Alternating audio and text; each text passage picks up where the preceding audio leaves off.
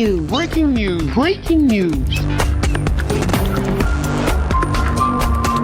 Côte d'Ivoire. Conseil politique du RHDP, les innovations. Merci de rester sur CNN. Breaking news. Breaking news. Monsieur Gilbert Kafana-Koné a été nommé président du directoire du Rassemblement des oufouettistes pour la démocratie et la paix, le RHDP, le lundi 28 février 2022 à Abidjan lors d'une réunion du conseil politique au Sofitel Hôtel Ivoire, poste resté vacant depuis le décès de l'ancien Premier ministre Amadou Ngon Coulibaly le 8 juillet 2020. Distingués membres du conseil politique, à la lumière de ces défis et perspectives, je voudrais lancer un vibrant appel aux militants afin que nous puissions les embrasser tous ensemble. C'est en effet à travers un engagement collectif que nous pourrons œuvrer pour la consolidation des acquis et la construction d'une résilience toujours plus forte face à tous les aléas, y compris les plus malveillants qui voudraient mettre en péril le navire ivoire. Monsieur Gilbert Kafana-Koné est fraîchement nommé ministre d'État à la présidence de la République, chargé des relations avec les institutions, actuel maire de la très populaire commune de Yopougon et fidèle compagnon politique du chef de l'État depuis l'opposition. Le RHDP a entrepris des travaux de restructuration ces derniers mois qui ont acté la dissolution de la direction exécutive du RHDP en lieu et place d'un secrétariat exécutif, une entité qui sera dirigée par monsieur Adama Bitogo. C'est donc pour nous aujourd'hui un renouvellement de confiance qui, à n'en point douter, nous engage encore plus. Je voudrais donc, au nom de ce secrétariat exécutif, vous assurer de notre engagement, qui ne fera jamais défaut et qui n'a jamais fait défaut. Vous assurer de notre abnégation, parce que nous savons ce que vous représentez pour le RHDP, mais ce que vous représentez pour notre pays, la Côte d'Ivoire. Sa mission est d'exécuter les décisions stratégiques prises par le directoire du RHDP. Pour cette mission, 4 secrétaires exécutifs adjoints et 27 secrétariats nationaux spécialisés ont été créés.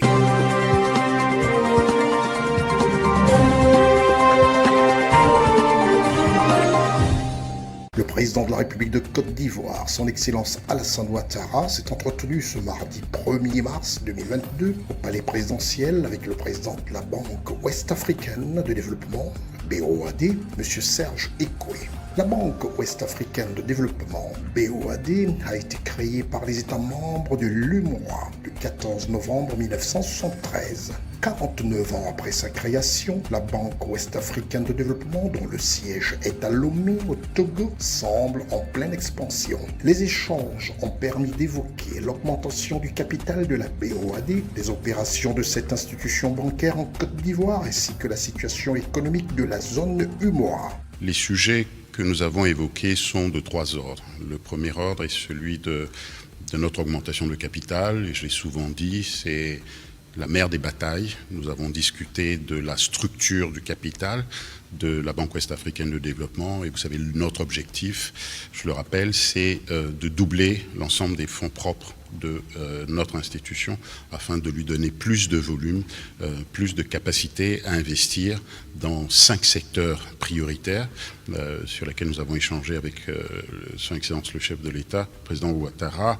Je rappelle les infrastructures, l'énergie, l'agriculture, le logement social, la santé et l'éducation. Voilà quelques-uns des sujets que nous avons abordés. Ça, c'était le premier point. Le deuxième point est relatif à l'ensemble des relations que la BOAD entretient avec la Banque ouest-africaine de développement. Nous avons passé en revue quelques-uns des projets que nous avons, complétés en cela par des interventions du ministre de l'économie et des finances qui connaît bien nos sujets. Et le troisième point, c'est un sujet d'ordre plus général. Nous avons évoqué la situation de la zone UMOA, et fait un tour d'horizon avec le chef de l'État sur la façon avec laquelle cette zone évoluait. Voilà en quelques mots les éléments de notre audience. Il est à noter que le ministre secrétaire général de la Présidence de la République, M. Abdourahmane Cissé, le ministre de l'Économie et des Finances, M. Adama Coulibaly, et la secrétaire générale adjointe de la Présidence de la République, Mme Masseri Touré Koné, ont pris part à cet entretien.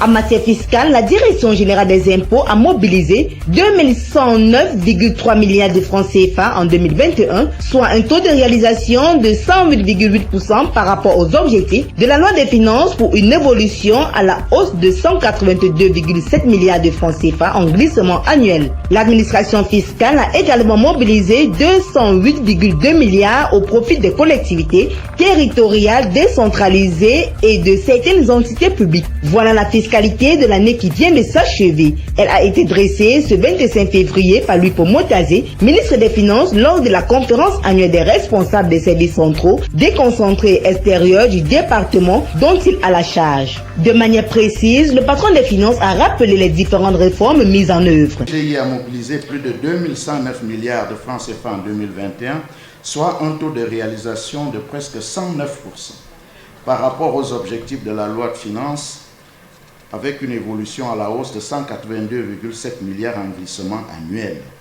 En outre, l'administration fiscale a également mobilisé plus de 208 milliards au profit des collectivités territoriales décentralisées et de certaines entités publiques. En matière douanière, sur des objectifs de recettes budgétaires au titre de l'exercice 2021 de 804,7 milliards de francs CFA, l'administration des douanes a réalisé au 31 décembre de la même année des recettes de 851 milliards de francs CFA, soit un taux de réalisation en valeur relative de 105,8% pour une évolution à la hausse de 20,2% par rapport à l'année 2020. Tout ému, Louis Pomotazé dans les causes de la réussite de cette performance. L'administration des douanes a réalisé au 31 décembre de la même année des recettes de 851 milliards de francs CFA, soit un taux de réalisation en valeur relative de presque 106%, pour une évolution à la hausse de 20,2% par rapport à l'année 2020. Rassemblés autour du thème « Enjeux, attentes du progrès économique et financier avec le FMI 2021-2024 », l'homme fort du ministère des Finances a expliqué le choix du thème devant la grande famille du ministère, les partenaires nationaux et internationaux et les membres du corps diplomatique. Le Cameroun met en œuvre depuis le deuxième semestre 2021 un programme économique et financier appuyé par un accord triennal de la facilité élargie de crédit et du mécanisme élargi de crédit du Fonds monétaire international pour la période 2021-2024 dans un contexte sanitaire, économique et sécuritaire toujours difficile. Ce nouveau programme devrait permettre de renforcer notre viabilité extérieure, contribuant ainsi aux efforts communautaires destinés à rehausser les réserves de change de la BEAC, conformément aux résolutions du sommet extraordinaire des chefs d'État d'Afrique centrale sur la situation économique et monétaire dans la zone CEMAC de novembre 2019 et réitéré lors de celui du 18 août 2021.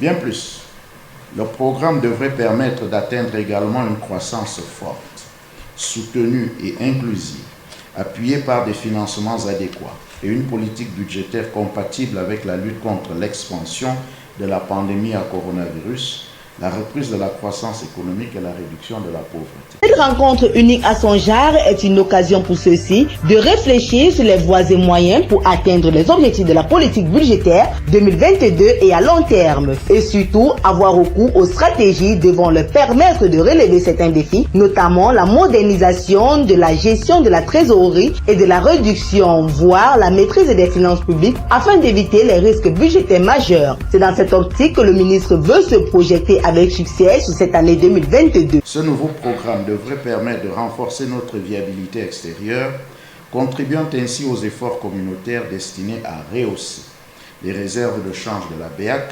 conformément aux résolutions du sommet extraordinaire des chefs d'État d'Afrique centrale sur la situation économique et monétaire dans la zone CEMAC de novembre 2019 et réitéré lors de celui du 18 août 2021.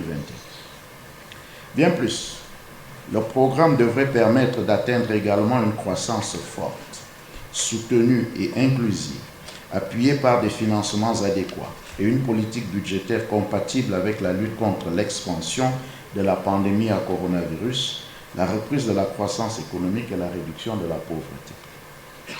Il s'appuie sur un ensemble de réformes structurelles destinées à améliorer, entre autres, l'amélioration des recettes budgétaires, la qualité et le processus de la dépense publique, la gestion des entreprises publiques, la maîtrise de la gestion de la dette publique et l'environnement des affaires. Malgré un contexte sanitaire difficile depuis 2020, l'activité économique a commencé à se redresser et les perspectives sont positives au niveau mondial tout comme au niveau national.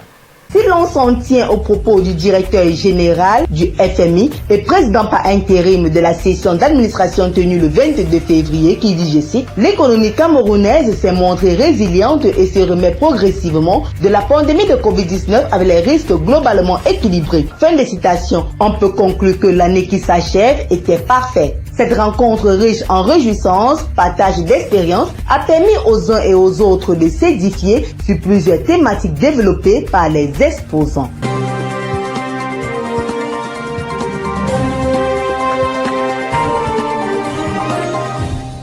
Sur très haute instruction du chef de l'État, le sélectionneur de l'équipe nationale de football du Cameroun, Antonio Conceição, a été remplacé par Rigobert Song. La nouvelle a été rendue publique par un communiqué signé du ministre des Sports et de l'Éducation physique, le professeur Narcisse Mwalekombi, et confirmé par la Fédération camerounaise de football. Rigobert Song, ancien défenseur de la sélection camerounaise, a fait ses premières armes de technicien sur le banc de la sélection des Lions A', qu'il a dirigé au championnat d'Afrique des Nations en 2018 avant de diriger la sélection des U23. Aujourd'hui âgé de 45 ans, l'ex-défenseur formé au Tonnerre de Yaoundé s'est fait connaître en Europe en portant les couleurs de Metz dans le championnat français, avant un passage en Italie, puis en Angleterre à Liverpool, à West Ham et en Allemagne comme en France. Il a ensuite évolué en Turquie sous le maillot de Galatasaray, de Trabzonspor, où il a mis fin à sa carrière de joueur en 2010. L'ex-international a porté 137 fois le maillot des Lions indomptables entre 1993 et 2010, disputant 4 Coupes du Monde, 8 Coupes d'Afrique des Nations avec 2 sacres en 2000 et en 2002. Il sera assisté dans ses missions par le Français Sébastien Minet, qui a servi aux côtés de Claude Leroy en 2013 en République démocratique du Congo, puis au Congo en 2015 et en 2017 au Togo.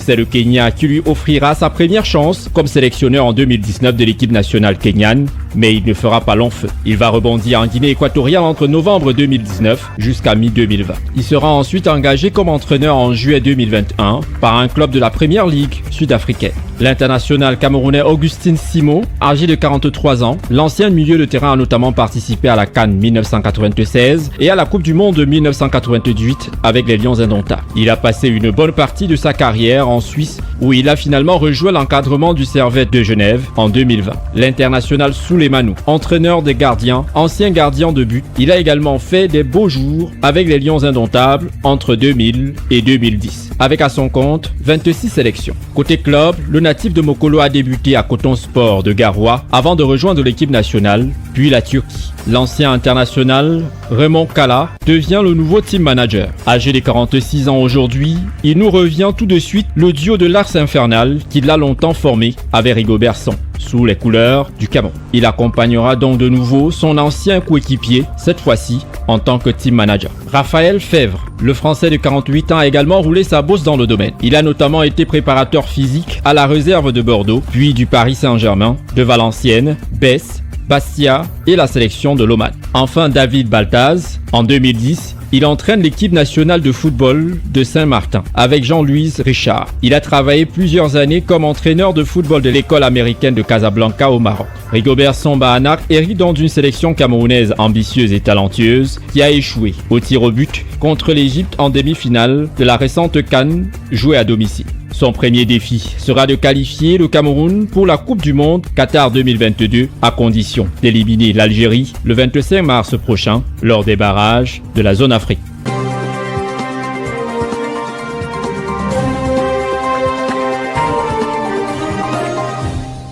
Le Conseil politique du Rassemblement des Oufouettistes pour la démocratie et la paix, le RHDP, s'est tenu ce lundi 28 février 2022 au Sofitel Hôtel Ivoire, sous la présidence du chef de l'État ivoirien, son Excellence Alassane Ouattara, par ailleurs président du RHDP.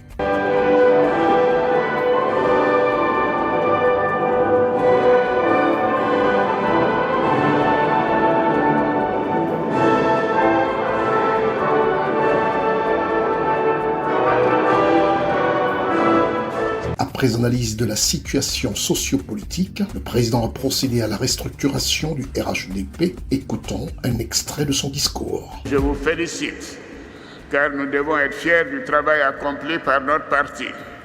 Bravo à la direction du RHDP, bravo à tous les militants et à tous les responsables.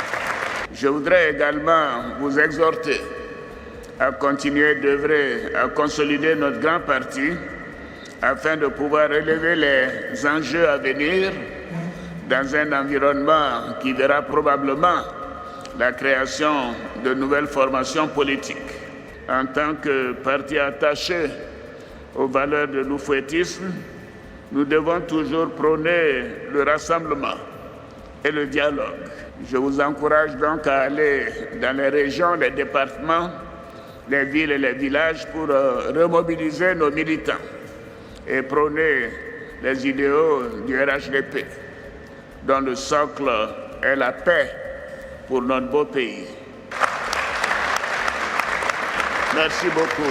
Outre le discours du président du parti, son Excellence Alassane Ouattara, plusieurs personnalités se sont aussi exprimées à cette réunion. Au cours de ce conseil politique, le président Alassane Ouattara, par ailleurs, président du RHDP, a annoncé la dissolution de la direction exécutive du RHDP qui laisse place à un secrétariat exécutif du RHDP. Ainsi ont été nommés au poste ci-après. Président du directoire, Gilbert Kafana Koné, vice-président Robert Begré-Mambe, vice-présidente Kandia Kamara, secrétaire exécutif, chef du secrétariat exécutif Adama Bittogo, trésorier Téné Birahima Ouattara, porte-parole général Kwasi Kobeno Adjoumani, porte-parole adjoint Mamadou Touré, chargé de la stratégie électorale Mamadou Sanogo, chargé du suivi de la réforme de la carte du militant Sangafowa Koulibaly, chargé de la promotion du genre Jeanne Femont, chargé de la promotion de l'autonomisation financière du militant Yao Patricia Sylvie, chargé de la stratégie d'organisation et d'implantation du parti Dr Adama Koulibaly. Au nom du secrétariat général, Adama Bittogo a rassuré le président du parti, son Excellence Alassane Ouattara, que son équipe et lui joueront pleinement leur rôle.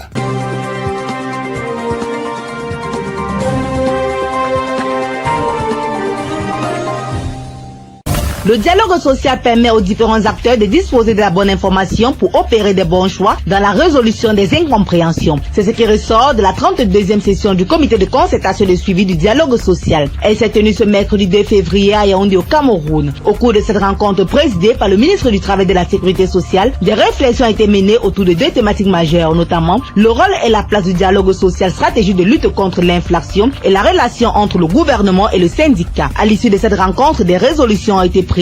Je suis candidate au nom de la France au poste de directeur général de l'Organisation internationale du travail, qui est l'organisation tripartite, gouvernement, patronat et syndicats, qui amène les normes et les programmes de développement du monde du travail. Et dans ce cadre-là, je fais une campagne pour espérer être élue fin mars. Et pour moi, il était très important de venir au Cameroun. Le Cameroun est un pays qui est membre de l'OIT, mais qui siège aussi au Conseil, donc à l'instance de gouvernance de l'OIT, et qui est très dynamique au sein de l'OIT. Donc il était important pour moi de rencontrer les autorités camerounaises, je vais rencontrer aussi les partenaires sociaux. Donc j'ai rencontré le ministre du Travail et la Sécurité sociale, je vais rencontrer le ministre des Affaires étrangères et les partenaires sociaux pour écouter et entendre quelles sont les préoccupations et les attentes du Cameroun vis-à-vis de l'OIT, et puis échanger sur les priorités communes que nous voyons en matière de protection sociale, de santé et de sécurité des travailleurs, d'emploi des jeunes, d'évolution du monde du travail. Donc nous avons eu un bel échange très fructueux là-dessus.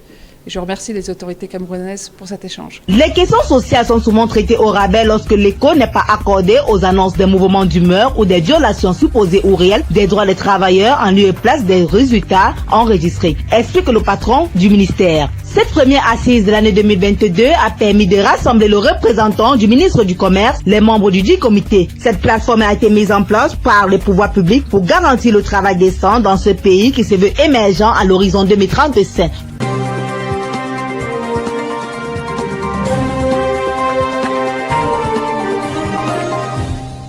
Le super maire de la ville de Yaoundé a de nouveau accordé son soutien aux forces de maintien de l'ordre ce mardi 2 mars. Luc Messia Tangana a remis au délégué général à la Sûreté nationale les clés d'un bâtiment flambant neuf offert par la communauté urbaine de Yaoundé. Le bâtiment équipé d'un niveau situé non loin du bois Sainte-Anastasie au carrefour Ouarda va abriter le commissariat qui va sécuriser les établissements scolaires et les universités. Le délégué général à la Sûreté nationale, le patriarche Martin Bagangele, a dit toute sa gratitude au maire de la cité capitale pour cet apport galvanisant pour les éléments de la Sûreté nationale qui vient renforcer la sécurisation des populations de Yaoundé. Je voudrais une fois de plus vous exprimer notre grande reconnaissance.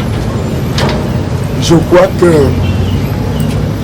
c'est pour la 5e fois devant un bâtiment si somptueux que vous me mettez les clés de cette initiative personnelle spontanée que vous avez prise comme maire de la capitale du Cameroun pour renforcer les structures des services de la sécurité nationale.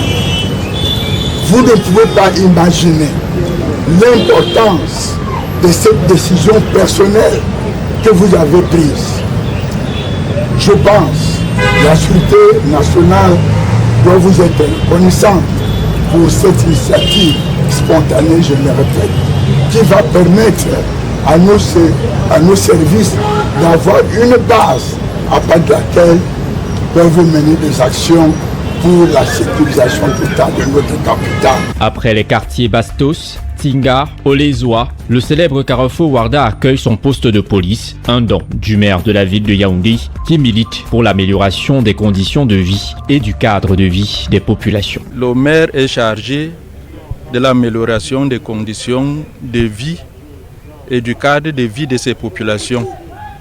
Et parmi les éléments qui entrent dans les conditions de vie d'une population, il y a effectivement la sûreté, la tranquillité, la sécurité.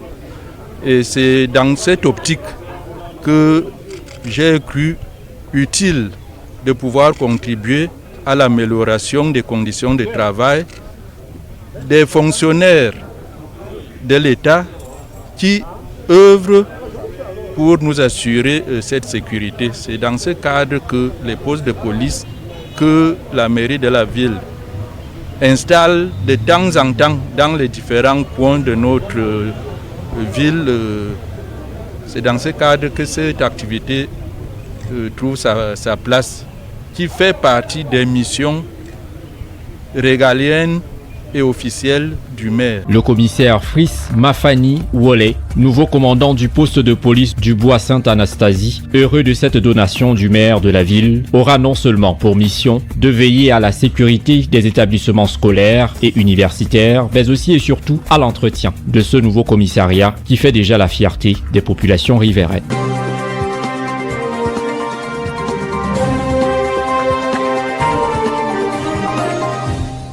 Le Cameroun bénéficie gratuitement de deux majestueux projets. La construction d'un chemin de fer de 540 km devant Rélier, Balam au port de Crédit et la convention de concession du terminal minéralier de la même plate portuaire. La signature du contrat de partenariat s'est tenue ce 25 février ici au stade de Lendé à Yaoundé, Cameroun. Pour la circonstance, outre le parterre de ministres ici présents, Jean-Ernest Massenanga Lebibé, ministre des Transports, a représenté le gouvernement camerounais. Pierre Oba, ministre d'État congolais en charge des industries minières et de la géologie, a été l'envoyé de Denis Sassou Nguesso, président de cette république. Pour les partenaires, ces projets colossaux sont estimés à un montant de 10 milliards de dollars, soit 58 000 milliards de francs CFA, donc 40 millions de dollars.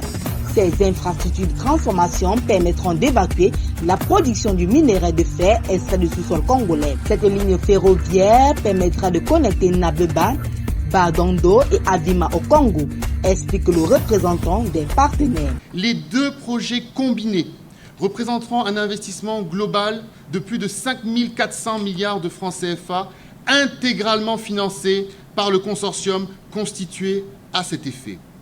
Bien entendu, et nous le répétons, aucun fonds public camerounais n'est requis pour le développement de ces deux gigantesques projets exclusivement adossés sur les efforts d'exploitation des minerais de la République du Congo et à terme, nous l'espérons, des minerais de la République du Cameroun, et intégralement financés par des investissements corporatifs. Selon le patron des transports camerounais, ces projets sont bénéfiques pour le pays. Le développement du projet du chemin de fer offre ainsi l'opportunité au Cameroun de diversifier son offre de transport dans la mesure où le trafic pourrait être ouvert au transport des marchandises au moment de l'exploitation. Il facilitera également le développement des infrastructures connexes bénéfiques pour les localités riveraines. Le secteur minier n'est pas en reste. En effet, bien que l'objectif prioritaire des deux projets soit le transport des minerais de fer issus de l'exploitation des gisements du nord du Congo, il constitue une aubaine pour l'exploitation des gisements du fer de notre pays. Je puis donc rassurer de ce que le contrat de partenariat et la convention minière qui viennent d'être signés ont intégré les avantages induits mentionnés et au-delà. De manière générale, mesdames et messieurs, ils prennent en compte et sauvegardent les intérêts de toutes les parties, ainsi que ceux de la République sœur du Congo. C'est une aubaine pour la jeunesse à la quête de l'emploi car c'est une source de recrutement des jeunes.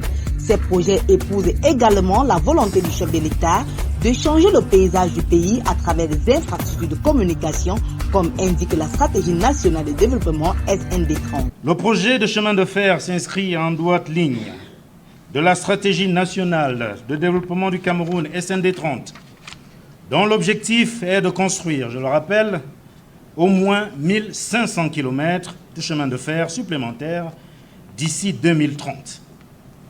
Il épouse ainsi le plan directeur ferroviaire national qui prévoit les connexions avec les pays voisins. Il paraît donc évident qu'avec la réalisation de ce projet, l'objectif de la SND30 dans le secteur des infrastructures ferroviaires devait être atteint au moins à 30%. Sur le plan économique, les deux projets dans leur ensemble vont permettre d'injecter un investissement de près de 10 milliards de dollars, soit près de 5 500 milliards de francs CFA dans les économies du Cameroun et du Congo, sans incidence, bien entendu, négative sur les finances publiques du Cameroun. Outre ces avantages, le pays recevra également des royalties sur le droit de passage du minerai de fer et autres matières transportées de 0,25% des valeurs marchandes nettes de minerais par tonne.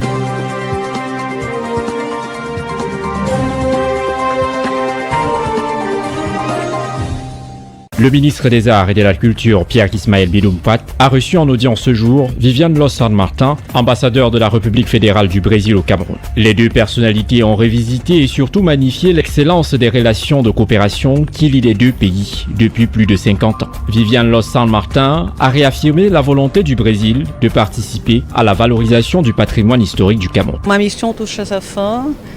Dans quelques jours, donc je tenais à dire au revoir au ministre de la Culture, des Arts et des Cultures et à son équipe. Et on a un peu échangé sur les projets que nous avons depuis 2019 à propos de la candidature du port de Bimbia au patrimoine mondial de l'UNESCO.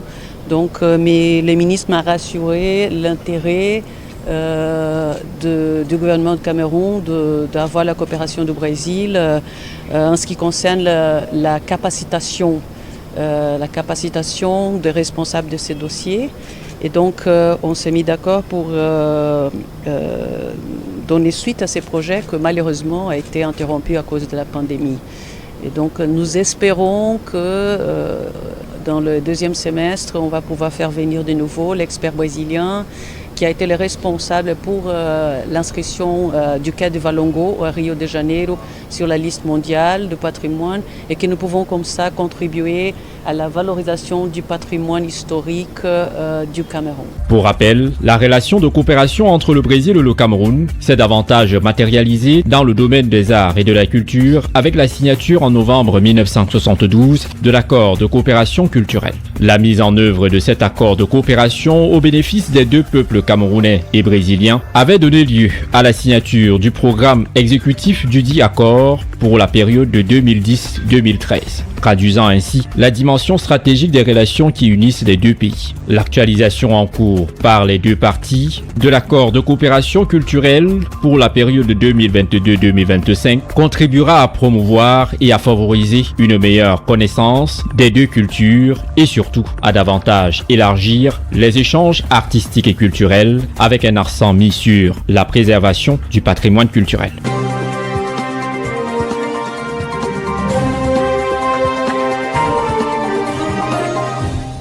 C'est une bonne nouvelle pour les populations du village Siméon. Le maire de la ville de Yaoundé, Luc Messia Tangana, accompagné des responsables de la communauté urbaine de Yaoundé, a procédé ce jour au lancement du projet d'aménagement d'une voie d'accès au village Siméon 3, une localité située dans la commune d'arrondissement de Yaoundé 3e. L'événement s'est tenu en présence du maire de cette localité, des élites venues nombreux ainsi que des populations riveraines très heureuses. Particulièrement content ce jour par cet ouvrage initié par le maire de la ville pour une double raison.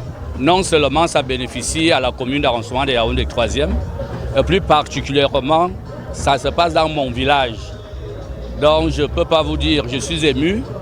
Et au-delà de ça, j'ai suivi le maire de la ville, nous a promis très prochainement la construction d'un marché dans le même village, c'est-à-dire le village de Nkolingui. Donc je suis natif, vous savez, je suis peut-être maire de la commune d'arrondissement de Yaoundé 3e, mais je suis natif de Nkolingui.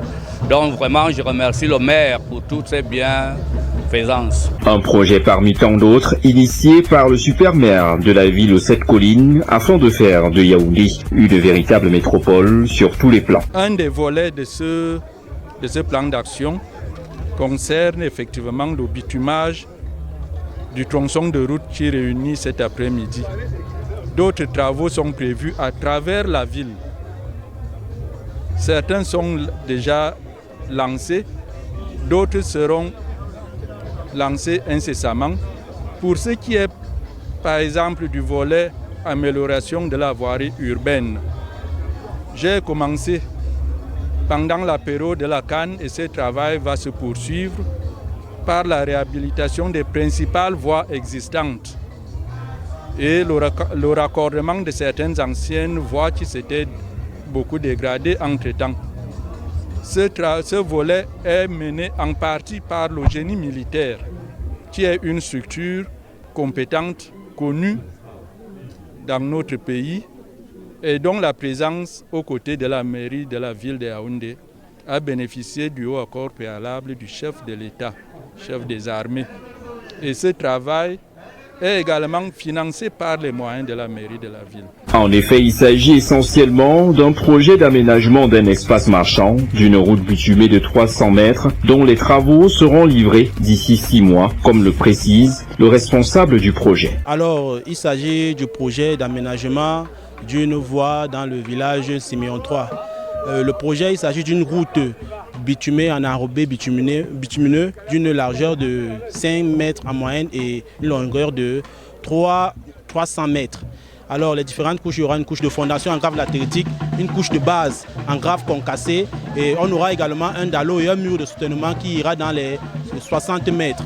Et le projet dans sa globalité va être fait en 6 mois, comme le contrat le prévoit. Alors nous espérons que tout va se passer normalement et que la collaboration avec les populations sera saine. Donc voilà un peu en ce qu'il s'agit du projet. Un chantier qui sera exécuté par l'entreprise Cameroun BTP, partenaire stratégique de la communauté urbaine de Yaoundé pour ce projet.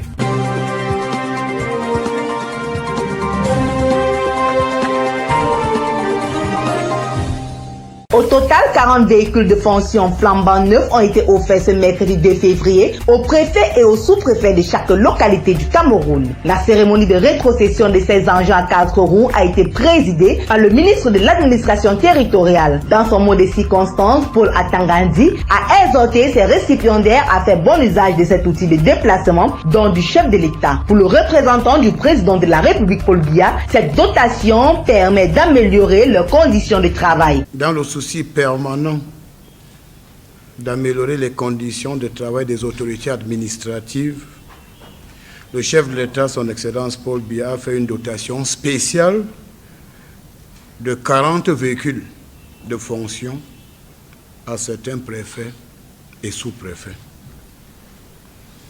40 véhicules de par le temps qui court, c'est un événement important et une mesure forte qui mérite d'être saluée à sa juste valeur. Il y a longtemps, je dis bien très longtemps, on n'avait pas vu une telle dotation importante accordée une seule fois à une administration camerounaise. Je voudrais, en toute humilité, dire merci, 1000 fois merci au chef de l'État, son Excellence Paul Biya, pour cette haute marque d'attention accordée aux autorités administratives. Il s'agit des véhicules flambant neufs. À l'époque, on disait peña peña. Il faut donc bien conserver ces véhicules, surtout bien les entretenir. Il a tout de même exprimé la volonté du chef de l'État doter tous les 360 sous-préfets et 58 préfets d'un véhicule de fonction. Pour les heureux récipiendaires, cet accompagnement leur permettra d'accomplir leurs devoirs régaliens. Elle est très grande de bénéficier d'une nouvelle dotation en matériel roulant de la part de son Excellence M. Paul Biya. Et pour nous, c'est une attention sublime, parce que ça relève notre environnement et notre cadre de travail. Avec ceci, nous allons être plus diligents à servir les populations de Bafia qui attendent déjà ce joyau pour davantage reconnaître que le chef de l'État est à l'écoute de tout le monde. À Bafia, ça va rouler flambant neuf. C'est le même son de cloche pour le préfet du département de l'Océan. Une réaction de gratitude. Le chef de l'État, son Excellence Paul Biya, qui a bien voulu mettre à notre disposition ce véhicule qui nous sera d'une très grande utilité dans l'exercice de nos missions au quotidien pour l'encadrement des populations du département de l'Océan.